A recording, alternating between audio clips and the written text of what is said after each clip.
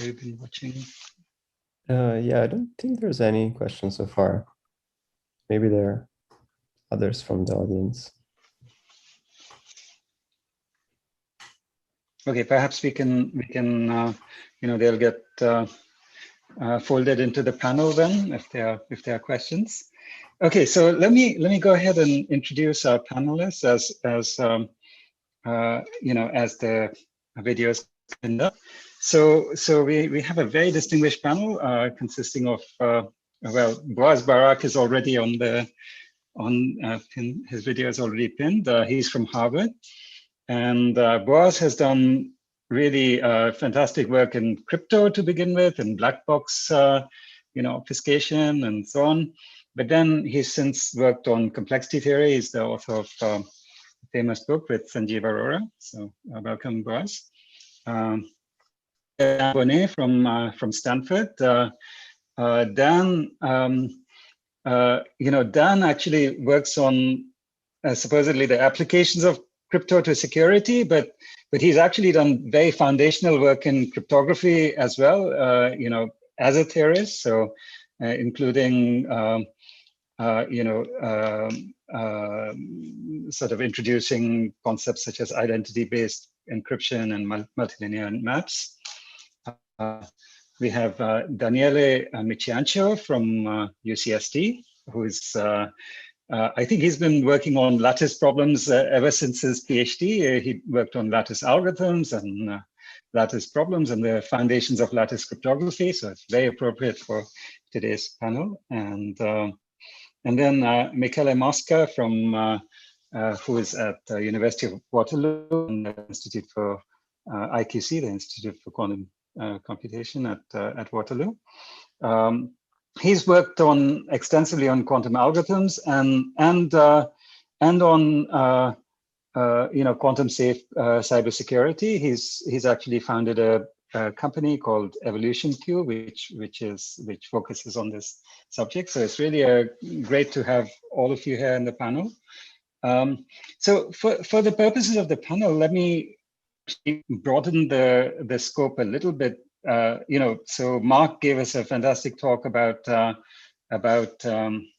how we have to update quantum security in a post-quantum security in a quantum world. But let's broaden the scope also to include just the prospects for post-quantum cryptography. In terms of is this the right time to switch standards, and how confident are we that post-quantum crypto systems are going to be secure?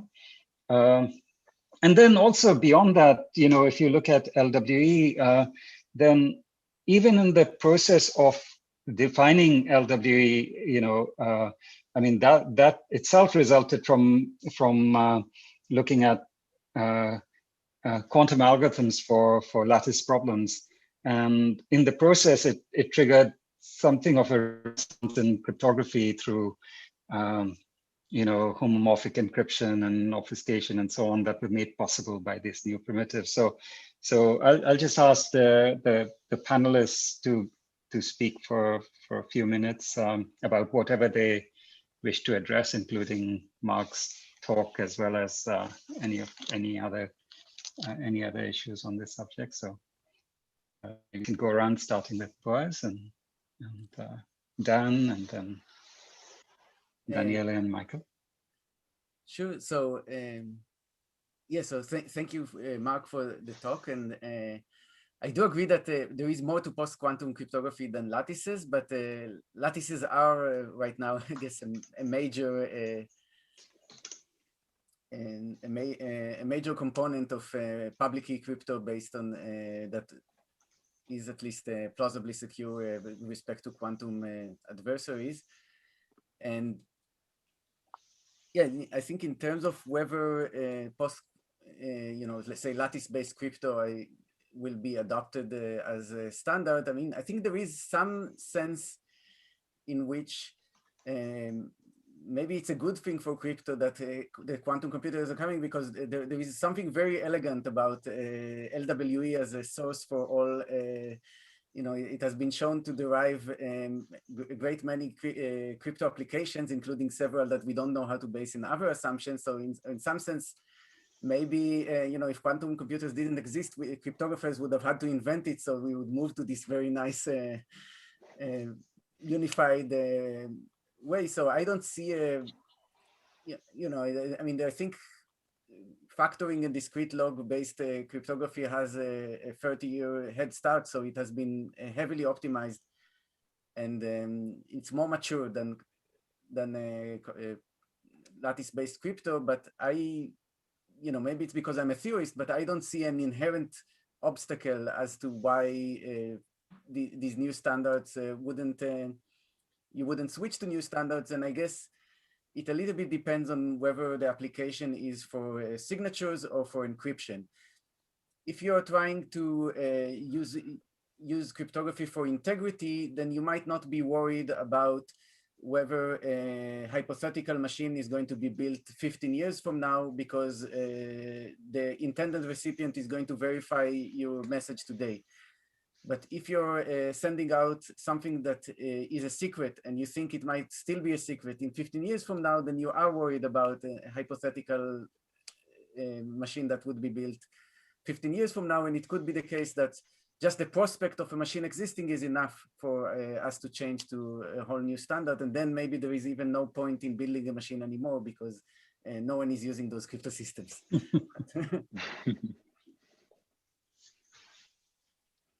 Thanks, Boaz. Yeah, well, maybe there would be a point to building the machine to decrypt all the messages that were sitting there from now. So Dan. Okay. So I want to make 2 points, but just to Boaz's point, building a quantum computer just to break crypto is not really a good motivation to build a quantum computer. So hopefully there are other applications outside of breaking crypto, and I think there are, like to chemistry and such. So I wanted to make 2 quick points. The first point I want to make actually is to say that we kind of, as the crypto community, we are somewhat failing the practitioners in the following sense. So there's a demand out there for a post-quantum signature that has both short public keys and short signatures. And when I say short public keys and short signatures, I mean as short as in the pre-quantum world. Yeah, so today, basically, if you look at signatures that are used out there, like Schnorr signatures or BLS or any of those, the public key and the signature size together are about 80 bytes. Yeah, public key length plus signature size is 80 bytes. There's actually a great need for a post-quantum secure signature that is as short as 80 bytes, and today we're nowhere near that. So in some sense, we're kind of, I have to say, this is a problem that's been bugging me for a long time. I've been trying to solve it for a long time, but every candidate construction that I come up with, I'm also able to break.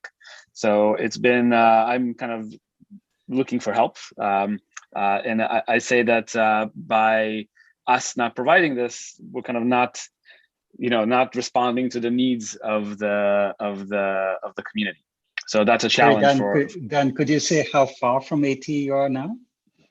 Okay, well, that depends on the assumptions, on which assumption you're willing to live with. I think in the kind of the regime of assumptions that everybody is happy with, we're in many hundreds of bytes. Yeah, so we're part of kind of an order of magnitude away from where we'd like to be. Now, I have to say that I was excited about isogeny-based crypto as a way to build these short signatures.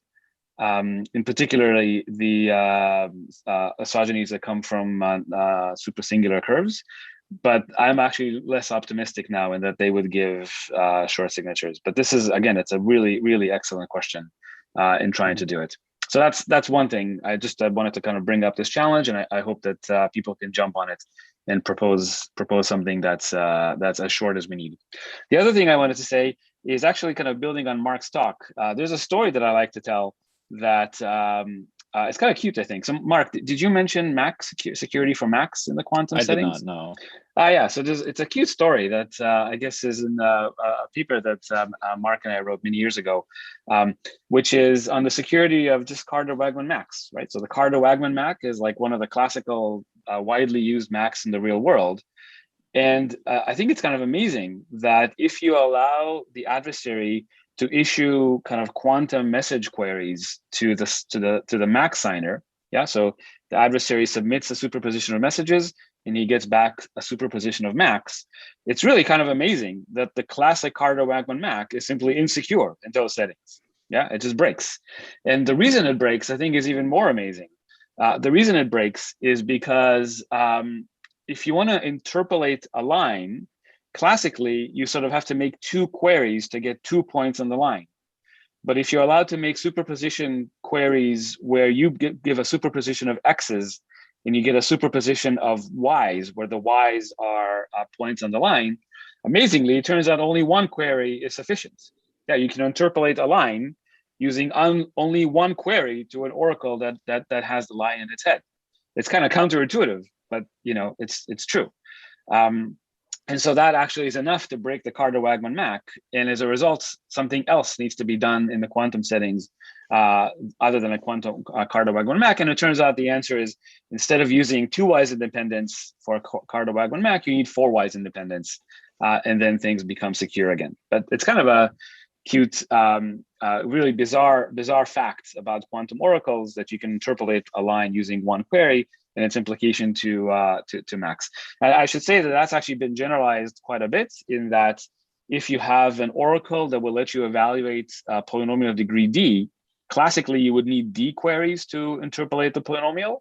And quantumly, it turns out you only need D over 2 queries to interpolate the polynomial. And that has all sorts of implications to Shamir secret sharing. All of a sudden, with quantum Shamir secret shares, you can actually break Shamir secret sharing with fewer shares than you would classically. So I don't know. There's like these quantum oracles are really behave quite differently than how we would intuitively think, and it's really kind of a fascinating area, almost independent of crypto, but has lots of implications to crypto as well.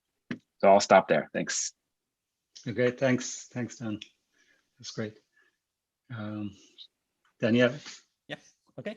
So, well, of course, quantum cryptography, post-quantum cryptography is much more than just lattice cryptography, no doubt about that. But I wanted to bring the 2 issues to the discussion.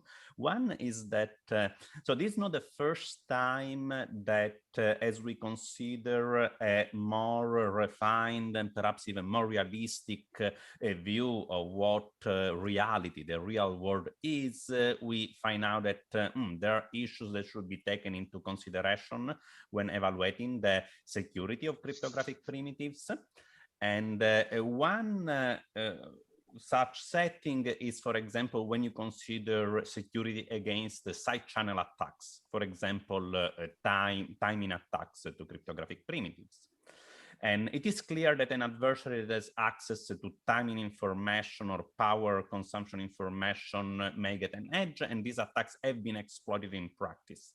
So at the same time, till today, after 20 years of timing attacks and side channel attacks, so this is still something that is considered more of a specialized area. And much of the cryptography is done and analyzed assuming a computational model, an abstract computational model where the adversary does not have access to timing information.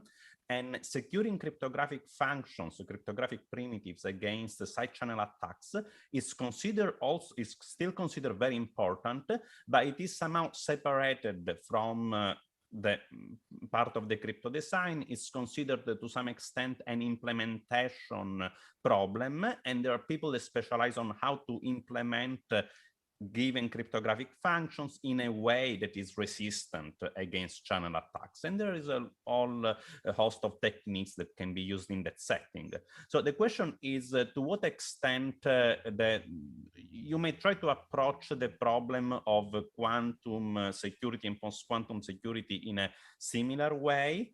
and so that you can still design cryptography without quantum knowledge and considerations, and then having the extra work that comes up when you want to build and deploy the functions. Of course, this requires interfaces that are classic to the primitives. So you were drawing a distinction between whether the proof has one or another type of access to the adversary. So that's something that is specific to the proof. It's kind of technical, but something that is more general is whether the user has access.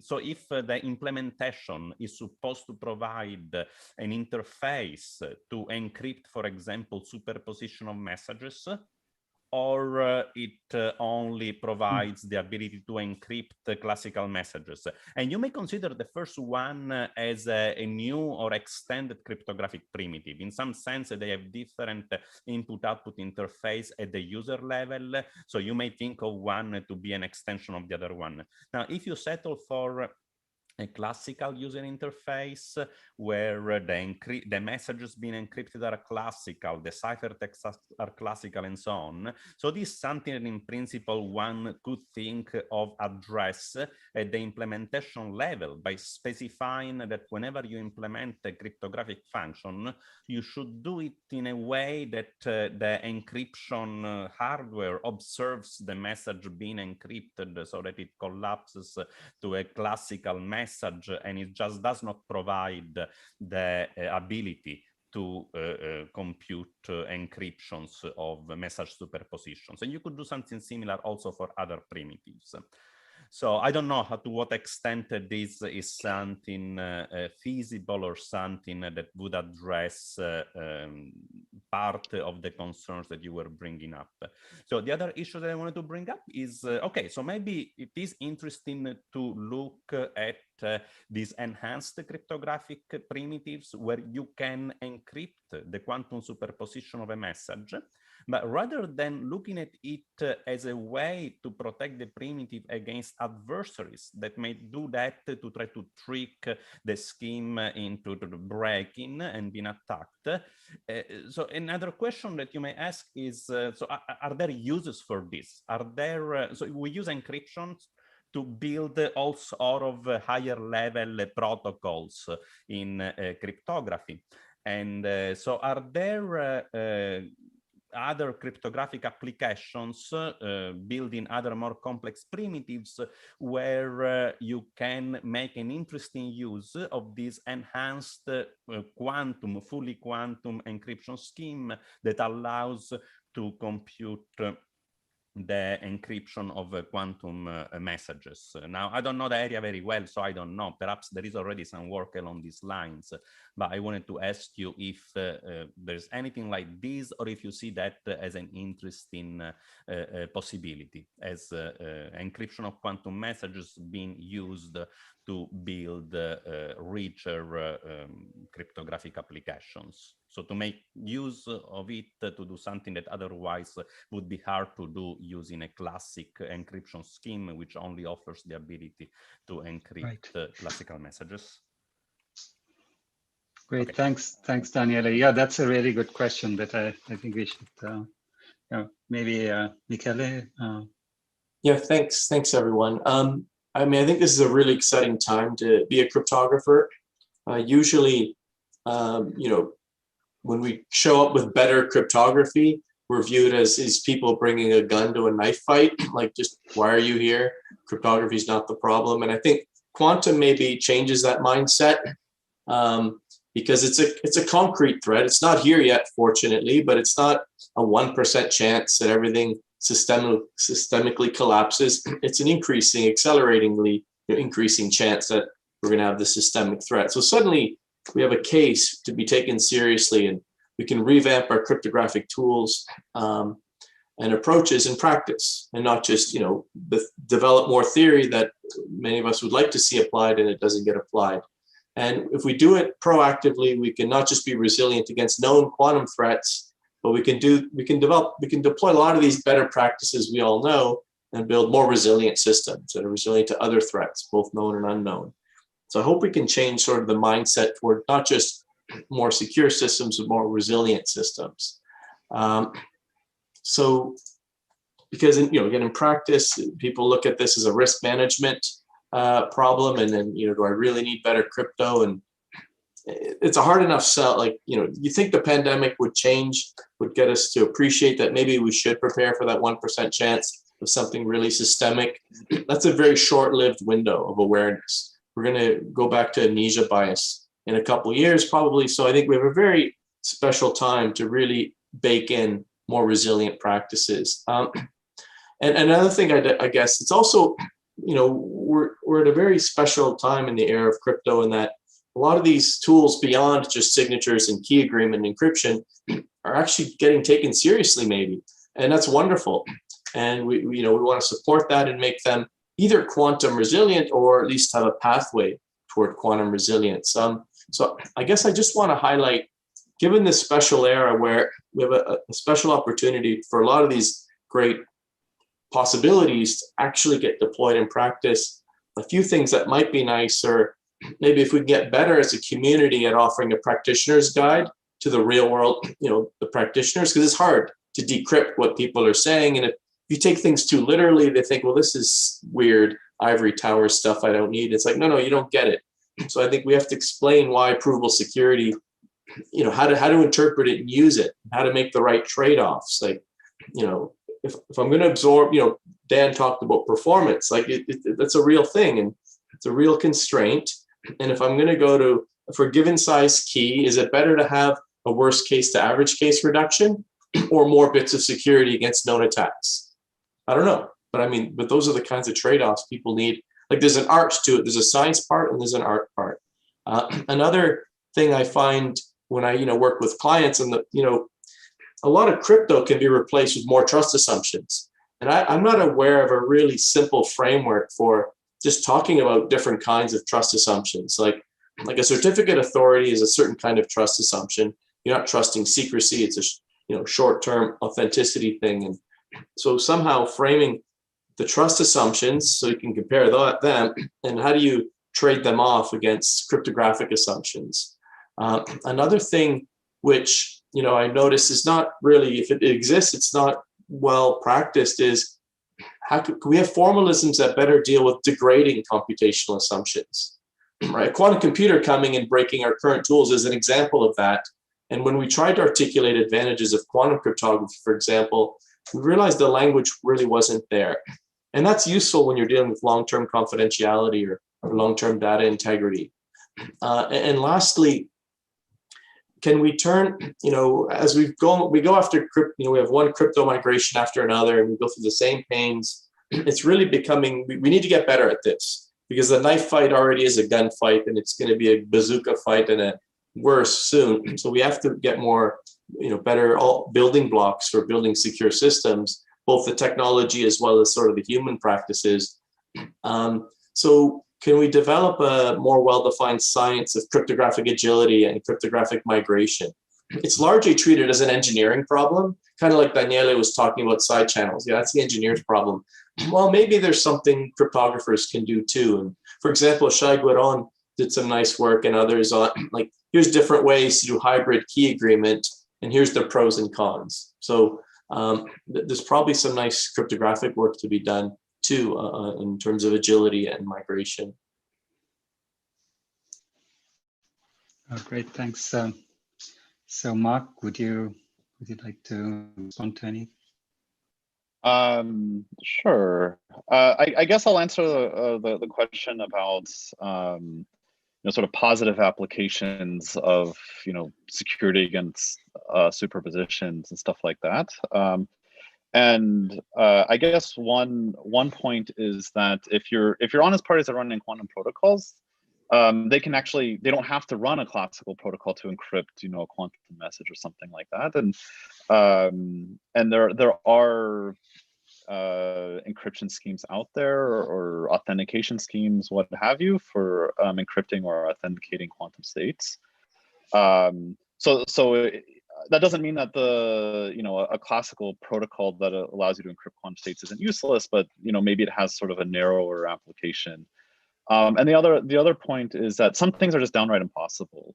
So for example, signing a quantum state in the sort of conventional notion of what it means to sign a state or to sign a message is not possible. It turns out that if you want to sign a quantum message, you actually have to also encrypt it. And so you can't have a signature like what we imagine, where you can look at the message, there it is, and then verify the signature. So I don't know, it's sort of a complex picture, I guess. But certainly there have been classical protocols that have been used to build quantum protocols, and in that case you would often need superposition resistance. One example is these recent works building pseudo-random quantum states, so quantum states that look like truly random states but have a small amount of entropy. It turns out that these could be constructed from a suitable pseudo-random function secure under quantum queries. So even though the final protocol is a quantum protocol, the underlying building blocks are classical. So it is an important direction that people have considered. Great. I had a question. So, a classical cryptographer might hope that that you'd identify the right kinds of primitives for post-quantum crypto, post-quantum encryption and a few other protocols, and then life could go back to normal. They wouldn't have to watch their back every time they did something to say, well, do you have a new attack because everything is in superposition? So is there any prospect of that, or is it, is our classical cryptographers now, do they always have to ask, well, we designed this, but now do you have some crazy attack that we wouldn't even think of? I mean, so my PhD work was about designing classical crypto that remained secure against quantum attacks, and we largely went through the sort of the standard crypto objects that people consider, and either proved the existing ones were secure against quantum attacks or gave new constructions. But the problem is whenever if you don't know how to prove the original construction secure, you provide a new construction, probably it's going to be less efficient.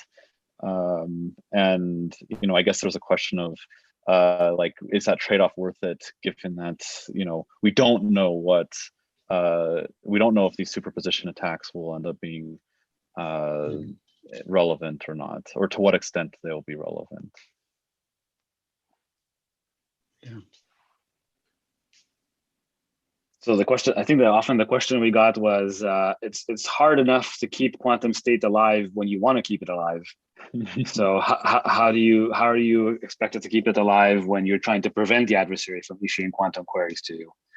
I think this also goes into what Daniela was saying. Why don't we have, I think we call this classification. I don't know what the verb is. Make something classical, right? Take something quantum and make it classical. Like you can imagine, like a little component at the end of every Ethernet wire that just classifies, whatever the verb is, the observation, so that these quantum attacks become impossible. But attackers are kind of crafty, right? If you just have one component that makes sure that everything is classical, there's nothing to prevent the adversary from just making their attack by embedding a probe into your machine and just bypassing the classification component. So now they're interacting again with a quantum computer, and that brings up the quantum attacks again. So I think, like Mark was saying, there's a cost to making things secure against these quantum channel attacks. But if our wristwatch is a quantum computer, 100 years from now, hopefully our wristwatches will be quantum computers. Then maybe not. Then it sounds like that's a cost that's actually worth paying. Yeah, for this peace of mind. Can I ask a question? Oh yeah, Shafi. Yeah, so I thought I took your question to mean something else, Umesh. So in other words, Mark, you were saying that in your PhD, you went through cryptographic primitives and tried to design them so they would be secure also with respect to quantum attacks. But I think the question was, what's a quantum attack? So as far as I recall, like when you were talking about pseudo-random functions, you had to particularly define what the quantum adversary could do, which is different than what the classical adversary would do, and prove that with respect to it, it was okay. So that was your choice and made sense. I guess my question is, every time there's a new cryptographic primitive, new or old, but then you have to define, to use your judgment to say, what is the quantum adversary that could do? It'd be nice to be able to sort of, that it wouldn't be up for debate. It would be clear what is the power of a quantum attacker, and then the problem is to solve it. And that, to me, at least as an outsider, it is not clear, because even when we stand in front of the board, is all of a sudden Umesh would say, yeah, but the quantum guy can do this. He says, oh, so it's like a work in progress rather than, in the classical cryptography, we already have like this real, even for a definition of security, there's a real versus ideal paradigm. It comes across in encryption and digital signatures and protocols. In the quantum world, I think there's work to do there, so we don't have to go to a specialist and ask them each time, what is the quantum power here? So I wonder, maybe there is a blanket way to do it.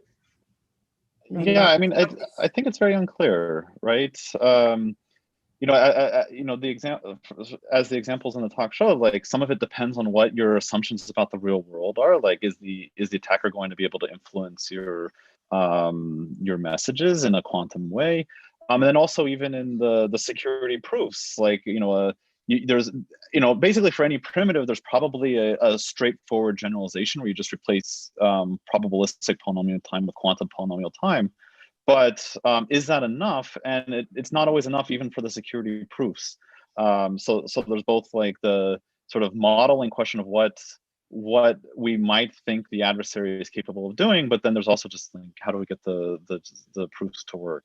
And so I think the question is very unclear, and that might just be inherent and until we get, I don't know, some like general lifting theorems that say that any classical proof of this type gets lifted, any classical proof of this type you lift by tweaking it in this way. Until we really have sort of a really complete picture, I think our definitions are going to sort of be one-off. Like, every definition we're going to have to consider, okay, how is this object used?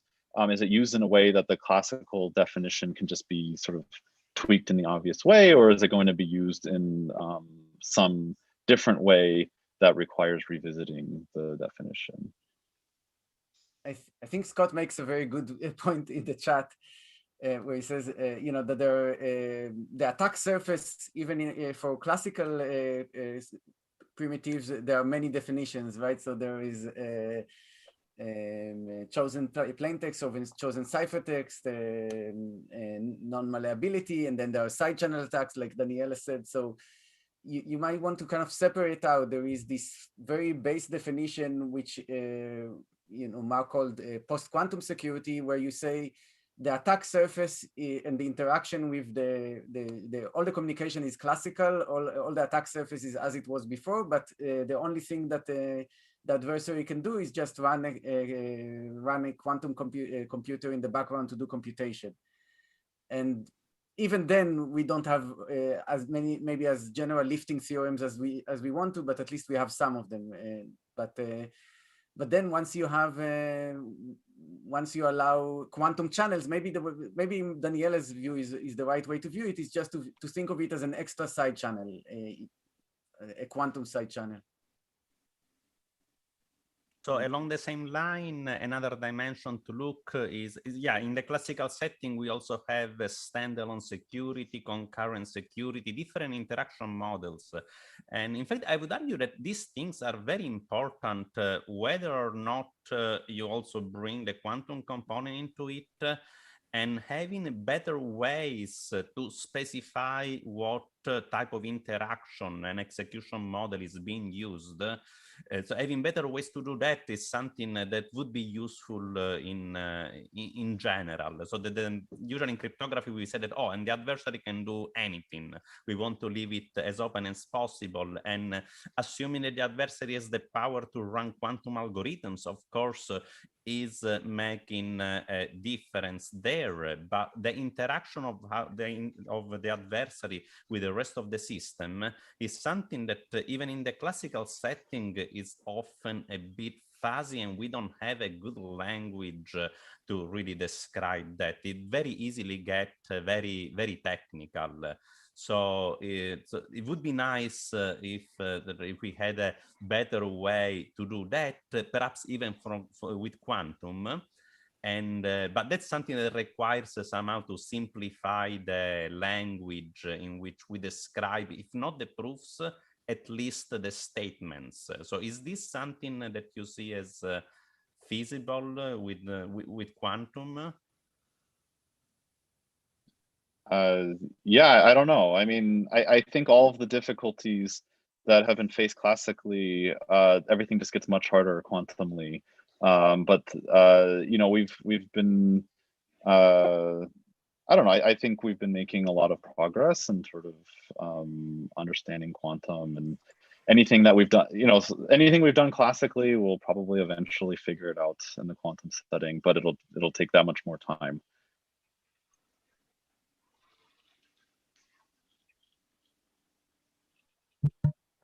I'd like to ask a question, if I may, Umesh. Yeah, sure, please. I'm curious if there are things, Mark, you gave a very nice example at the end about a silver lining, and just now you said everything we do classically gets harder quantumly in some way. Are there more examples of things that get easier when you go quantumly and more powerful? I've been very inspired by Scott's work on differential privacy and connecting that with his beautiful other protocols. Shouldn't it be possible to protect and give anonymity more easily, quantum mechanically, somehow intuitively? Anyone? I mean, I'll give one example. So the famous Goldreich-Levin theorem that shows that you can extract a random bit from a computationally unpredictable source. It's quite complicated, the classical proof. You know, there's this like random self-reduction and all this kind of stuff that you have to do to get the proof to go through. And it turns out in the quantum setting, you can just make a single quantum query to the distinguisher and extract the value from it. So there are cases where things do get a lot easier with quantum, but they seem few and far between. Actually, I think Umesh gave a really good example in something that we can't do classically, but we can do quantumly, which is verifiable randomness, right? Where you can actually tell that the participant is generating things at random. Right. Yeah. I mean, there's the whole field of quantum cryptography concerns itself with things that are classically impossible, but quantumly plausible. So we can establish a key over a public channel where all we need, information theoretically, where all we need is some sort of classical authenticated channel. This is something we can't do classically. We need computational assumptions, but we can do it information theoretically quantumly. My favorite example is quantum money. You know, how do we can build currency that's unforgeable by the laws of physics, as opposed to the inability to reverse engineer a piece of cloth, or unclonable programs or whatnot. So there's sort of this whole wide world of classically impossible things as well, and I think we've really only scratched the surface so far. Great. Any other questions from the audience?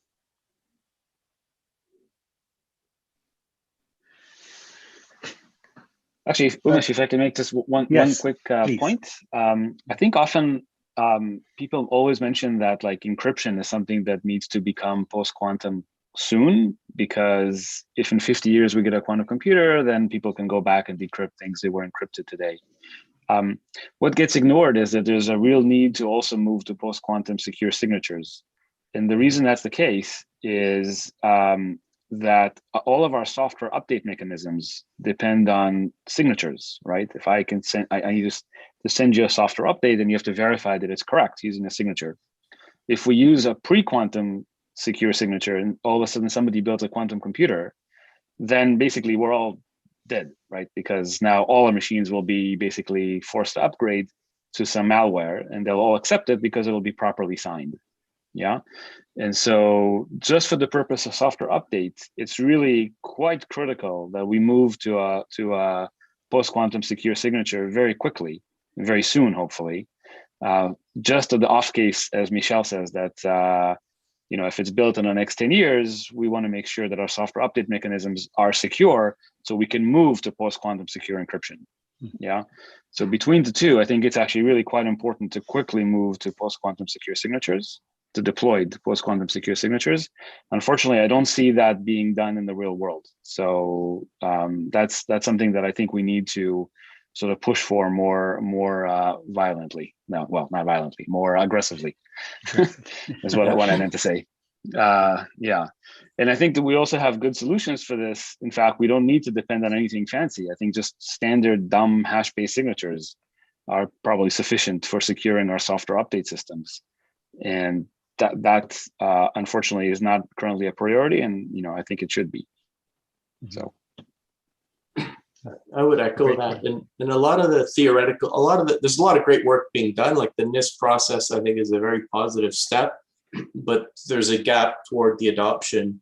And when Dan said we need to do it quickly, I think he means as quickly as possible and no more quickly, because if you do it too quickly, now you don't need a quantum computer to take advantage of to hack systems, because there'll be all these implementation errors. And there'll be lots of losses as well, because if you rush, things are going to break even without hackers. They'll just crash, or the interoperability will be compromised. So we don't want to wait till quantum computers are staring us in the face, or until when a logical qubit is demonstrated in a scalable system. We better be well on our way toward this migration. Otherwise, we'll be rushing, and then we'll make all sorts of mistakes that can be exploited without a quantum computer. Yeah, I mean, as someone that made that point before, I think there is a sense in which we have a little bit more of a rush with encryption to some extent, but there is another sense which Dan says that in some sense, signatures are much more crucial to our security infrastructures than encryptions. We could somehow potentially imagine a world without encryption, but not really a world without signatures. But I think there is also this point of Michele that we should not rush. I think both cryptographers and theorists in general have a golden opportunity right now to really kill our reputation by encouraging, selling crypto systems that we hype as, provably secure and quantum secure, but ultimately, basing on assumptions that we have not yet studied, or using keys that are shorter than what we should, and we could, if a scheme that is touted as quantum secure and provably secure gets deployed and then gets broken, that would be a real loss in reputation and basically a real damage for the belief in. And Baz, what's your sense of hash-based signatures for this? No, hash-based, like you mean basically Lamport type of things. Those are solid. Those have lots of history behind them. I'm more talking about using very aggressive parameters for lattices, etc., that are on the cusp of being. There is a difference, I think, with choosing the smallest key that you don't know is broken when it's a problem with a 40-year history, and when it's a problem that was introduced 2 years ago. This particular variant. But you're not going to get your 80 bits with hash-based signatures. Yeah. You don't need to. For software updates, it doesn't matter if the signature is long. It's perfectly fine. Yes. Yeah, I mean, I love hash-based. I had a paper on, they're trying to get black box low bounds for like the length, but Right. On the other end, it's a little anachronistic, I guess, to just think about it, encryption and signatures. I mean, the truth is, in my opinion, I mean, we're not past that quantum-wise, although I do think that Lampert and so forth would satisfy it. But the beauty of lattices is that it gave you so much functionality that we didn't have before, in the whole morphic computation and so forth. And that's the beauty of it. So yes, okay, we shouldn't be risky with the keys because of public opinion. But in terms of research, that's where the wealth that's where the richness is. That's where the beauty is. So the idea of like emphasizing sort of old classical primitives because it's practical, because the key size would be suitable to applications for sending messages and certifying updates. It's exciting maybe for industry, I think much less exciting in terms of sort of pushing the limits of what we can do. Yeah, LWE is interesting independent of quantum. I think that's the point you're trying to make, Shafi, which is really important. Yeah, I mean, because we're getting things that are just kind of unimaginable. And, and if you wanted to connect it to practice, then cloud computing or whatever, there are plenty of reasons to connect it to practice. So somehow being conservative because we're afraid that somebody's going to find an implementation that has a short key, okay. That's not what, as a research community, I would kind of advise. So are you suggesting it is time to really push on the fully homomorphic computation of quantum algorithms? No, I don't know about quantum algorithms. I don't know about quantum computing anyway for doing standard computation. But using quantum as a capability to do something extra, that seems extremely fascinating. I mean, I think one of the things you were saying about the side channels is a way to use quantum maybe to fight side channels, or at least this what I understood was part of what you were saying, in terms of the measurement and collapsing so that you cannot get more, or in general, like the certifying randomness, or the idea of using key exchange, which is perfect plus one-way functions to get OT. Those things to get more interesting functionality using quantum power. To me, that's what's exciting in terms of research. But I know that's part of what we should do is make sure that we're secure in the next 10, 20 years when the quantum computing should come out. But unless... So Shafi, it sounded to me for a moment that you were also saying that once you throw this new stuff into the mix, like you're thinking about quantum as well, then somehow you're forced to look at old problems, and like with LWE, even though the push to it came from looking at quantum algorithms, it revealed a lot about classical cryptography, and so maybe there's more such things that can happen as we look from these new viewpoints. I don't think the push for it came from looking at quantum algorithms. As far as I remember, the push for it came from theory, sort of the average versus worst case. Yeah. But we were lucky, right? That so far you haven't been able to solve LWE in a quantum computer. Maybe no. So okay. So maybe Oded's here, but I thought that he was he was trying to give a quantum algorithm for lattices, and then he had this this round trip. Yeah. Right. The formulation. And then the LWE was sort of the missing piece that in that quantum algorithm, and then since that didn't since there wasn't an algorithm there, that was the hard piece that He turned, I mean, maybe Oded can say, I think he turned like a lemon into lemonades. It's basically the result was I would have almost managed to get an algorithm for lattices, a quantum algorithm for lattices, but I only needed this. I don't know the history of why he brought it in. I don't know if he's still around, or maybe he's left. Yeah, but he does say that it was an attempt to at a quantum algorithm that had one missing component to it, and that was LWE. Yeah. Well, great. This was quite fascinating, and thank you everybody. Mark and the panelists and the audience. It's been fantastic. So we are as always. we can continue the discussion on GatherTown. Anybody who can join, I put the link in the chat. And well, for next week we'll go back to doing this quantum colloquium at the usual time, 11 a.m. And it'll be John Presco who will be speaking. Okay, so thank you and see you maybe in GatherTown. Yeah.